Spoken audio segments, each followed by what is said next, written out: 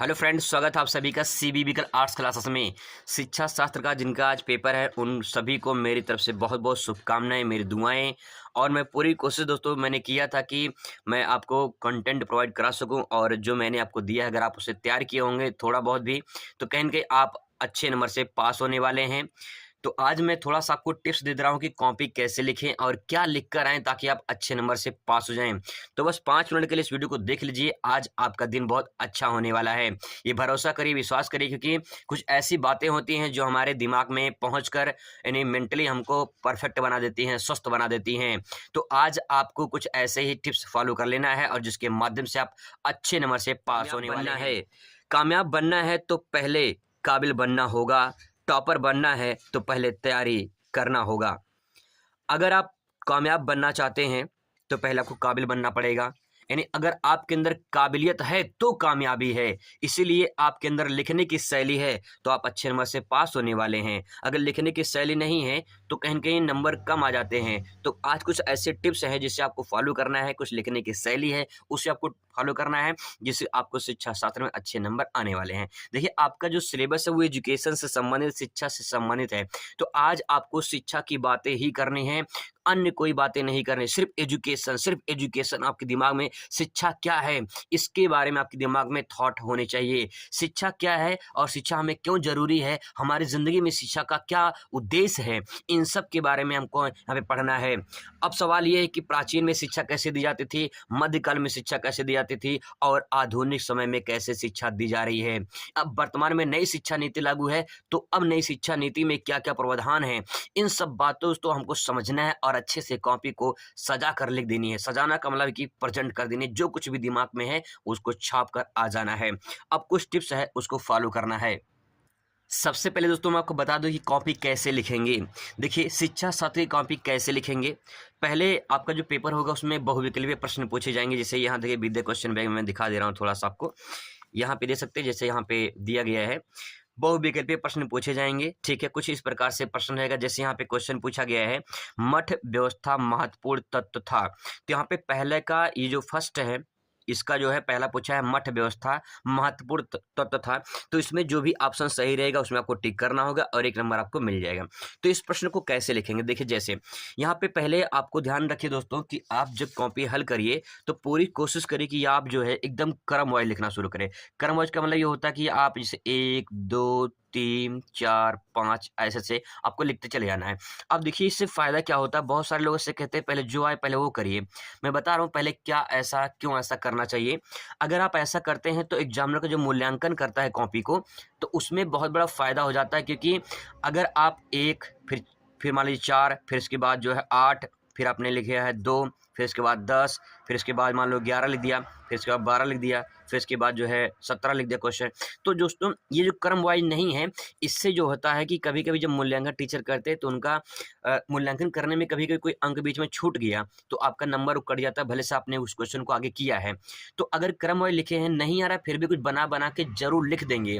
अब सवाल है कि कितना बना के लिखेंगे, उसकी भी आप समझ लीजिए। देखिए, मैंने आपसे कहा कि बहुविकल्पीय जो प्रश्न होते हैं, जैसे मान लीजिए पहले का यहाँ पे देखिए, इस क्वेश्चन में देखिए पहले का यहाँ पे चौथा सही है, तो आपको क्या कर देना है, पहले का चौथा, ठीक है, आपको इस तरह से लिख देनी है और बौद्ध शिक्षा से लिख के यहाँ पे टिक कर देनी, बस और कुछ नहीं करना है। इसके बाद दोस्तों जब दूसरा प्रश्न लिखना है तो आपको एक लाइन छोड़ देनी, फर्स्ट का सेकंड लिखना है। ठीक है, इसका का सही, जैसे यहाँ पे क्वेश्चन देखिए पूछा है, यहाँ पे महिला समाख्या का उद्देश्य क्या है।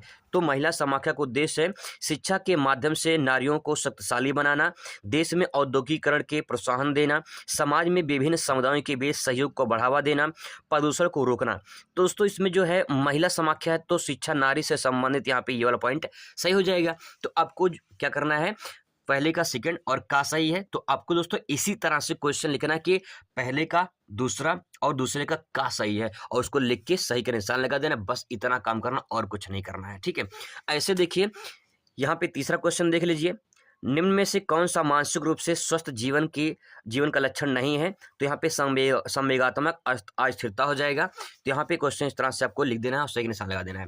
देखिए जब आप तरह एक गैप किए हैं, जो मैंने गैप किया है, ये जो गैपिंग है इससे क्वेश्चन आंसर जो है परफेक्ट आपका दिखता है, ठीक है। अगर आप इसी में सटा सटा के लिख देंगे तो बहुत दिक्कत हो जाएगी और मूल्यांकन करने में टीचर को समस्या हो जाएगी।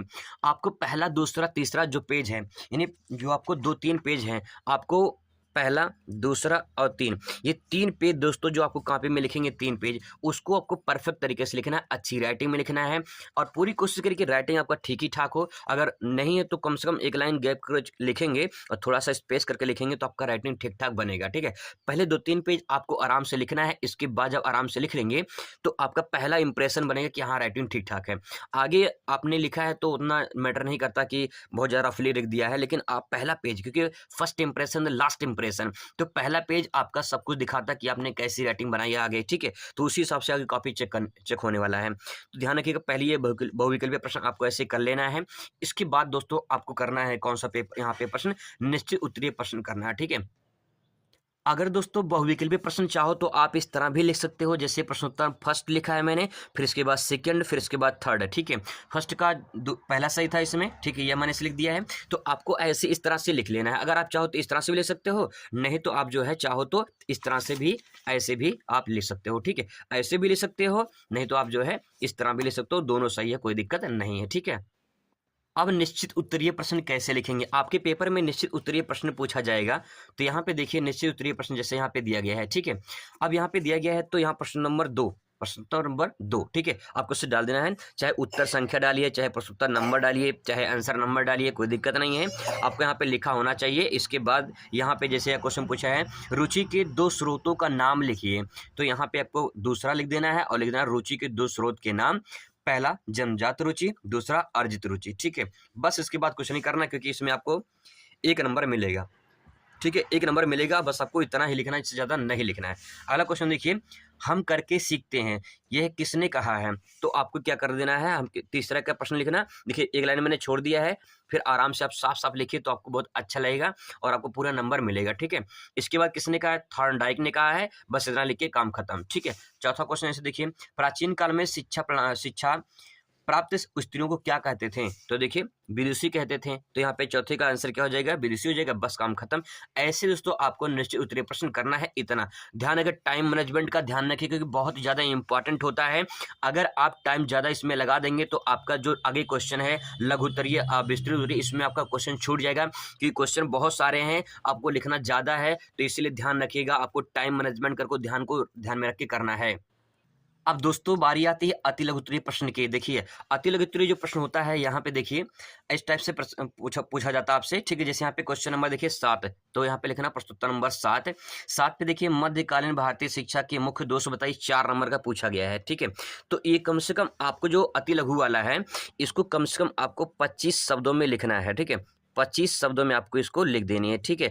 25 शब्दों का मतलब ये होता है कम से कम आपको लिखना है 5 लाइन, ठीक है। 5 लाइन कम से लिखना है। तो जब 5 लाइन आप लिख देंगे तो कहीं ना कहीं आपका परफेक्ट आंसर बन जाएगा। देखिए जैसे यहाँ पे देखिए प्रश्न नंबर 7 का लिखा है, क्वेश्चन पूछा है मध्यकालीन भारतीय शिक्षा के मुख्य दोष बताइए।